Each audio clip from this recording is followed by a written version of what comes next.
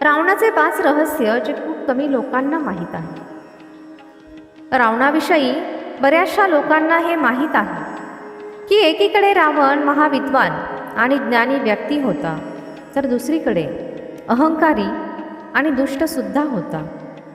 पण रावणाच्या आयुष्याशी संबंधित असे काही रहस्य आहेत ज्याविषयी खूप कमी लोकांना माहीत आहे.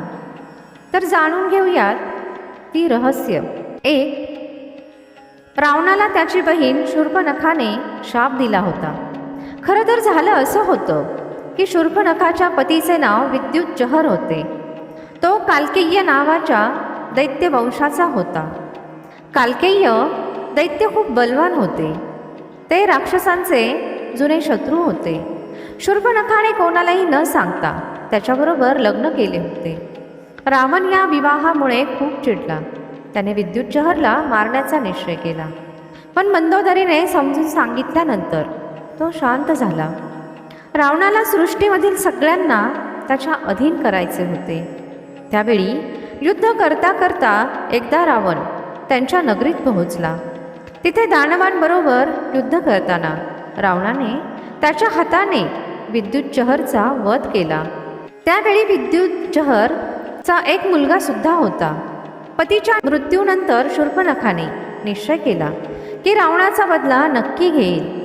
ज्याप्रमाणे रावणाने शूर्पणखाचे पारिवारिक आयुष्य बर्बाद केले, त्याप्रमाणेच ती सुद्धा रावणाच्या परिवाराला उद्ध्वस्त करेल. पुढे जाऊन तिने ते केले सुद्धा. 2. जेव्हा लक्ष्मणने शूर्पणखाचे नाक कापले, तेव्हा लक्ष्मणचा बदला घेण्यासाठी तिने रावणाला सांगितले होते. पण तेव्हा तो लक्ष्मणचा बदला नाही, तर रावणाला बर्बाद करण्याचे पहिले पाऊल होते. 3. रावण त्याच्या पायाखाली शनिदेवांना दाबून ठेवत असे. काही ठिकाणी जिथे रावणाची पूजा केली जाते, तिथे स्थापन केलेल्या मूर्तीमध्ये रावणाच्या पायाखाली निळ्या रंगाची जी व्यक्ती दिसते, ते न्यायाचे देवता शनिदेव आहे. शनिदेव रावणाच्या सिंहासनाच्या बरोबर खाली पालथे झोपलेले आहे, जिथे रावण त्यांच्या कमरेवर पाय ठेवून बसतो. पण रावण असे का करत असे? पौराणिक कथेनुसार रावण खूप विद्वान व्यक्ती होता. तो तंत्र, मंत्र इत्यादी विद्यांमध्ये निपुण होता.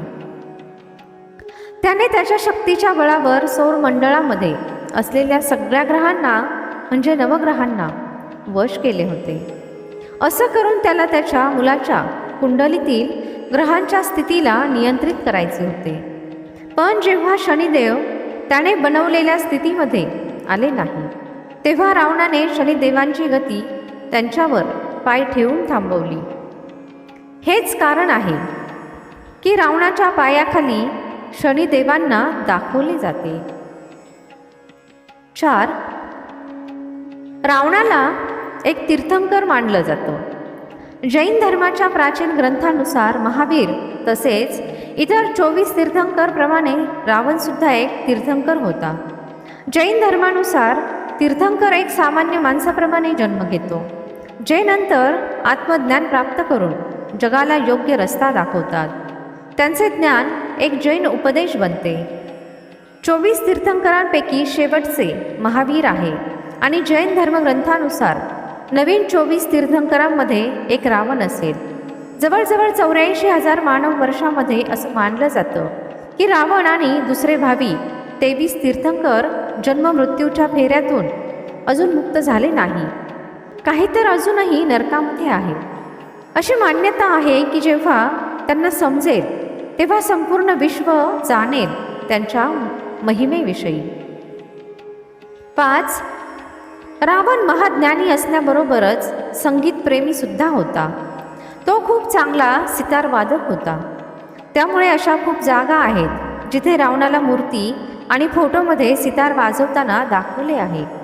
रावण भलेही महापंडित आणि ज्ञानी होता, परंतु त्याचे अहंकारावर नियंत्रण नसल्यामुळे तो एक महापुरुष होण्याऐवजी महादैत्य बनला.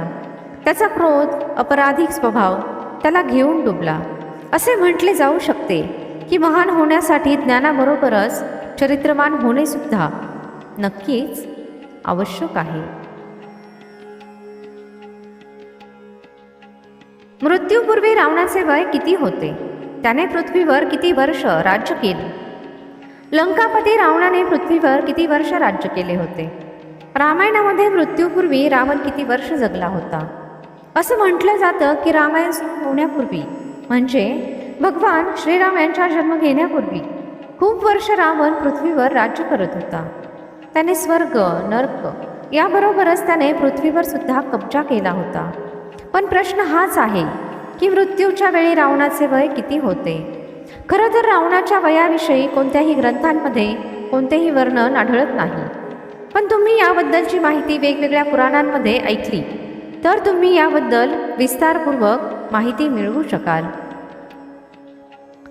रावण संहिता असो किंवा शिवपुराण यामध्ये तुम्हाला रावणाच्या वयाचा उल्लेख आढळेल.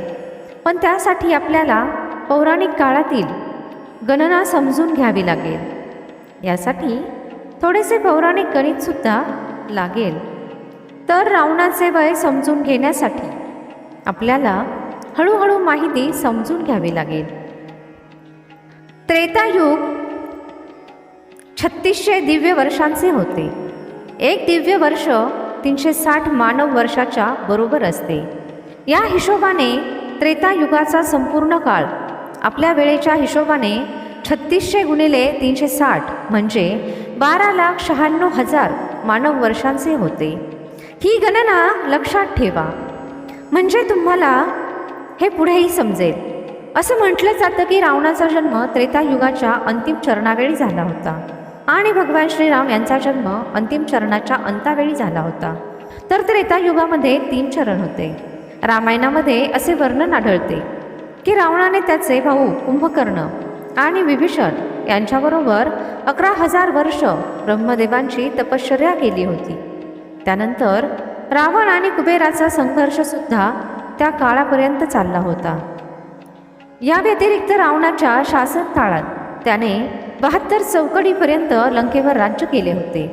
एका चौकडीमध्ये 400 वर्ष असतात. या हिशोबाने पाहिले तर रावणाने संपूर्ण 28,800 वर्षांपर्यंत लंकेवर राज्य केले होते. पण इथेच या गोष्टीचा शेवट होत नाही. रावणाचा शासनकाळ आणि तपश्चर्येचे वर्ष मिळवले तर 11,000 अधिक 28,800 म्हणजे 39,000 तर नक्कीच. त्या हिशोबाने जर पाहिले तर असं म्हटलं जाऊ शकतं की 151 वर्ष वयामध्ये भगवान श्रीरामांनी 40,000 वर्ष वयाच्या रावणाचा वध केला होता. त्यामुळे कोणी विचारलं रावणाचं वय किती होतं जेव्हा तो भगवान श्रीरामांच्या हातून मारला गेला तेव्हा सांगा की रावणाने 72 चौकडीपर्यंत शासन केले होते आणि याशिवाय त्याने स्वर्ग जिंकला. त्याबरोबर कितीतरी राजांचा वध केला. ब्रह्मदेवांची तपश्चर्यासुद्धा केली. तर या हिशोबाने काही मानव वर्षांविषयी बोललं तर तुम्ही 40,000 मानव वर्षसुद्धा म्हणू शकता. रावण जो पुलत्स्य गोत्राचा होता. मला आशा आहे की तुम्हाला ही कथा नक्की आवडली असेल. व्हिडिओ आवडला असेल तर व्हिडिओला एक लाईक आणि सबस्क्राईब नक्की करा आणि कमेंटमध्ये जय श्रीराम नक्की लिहा.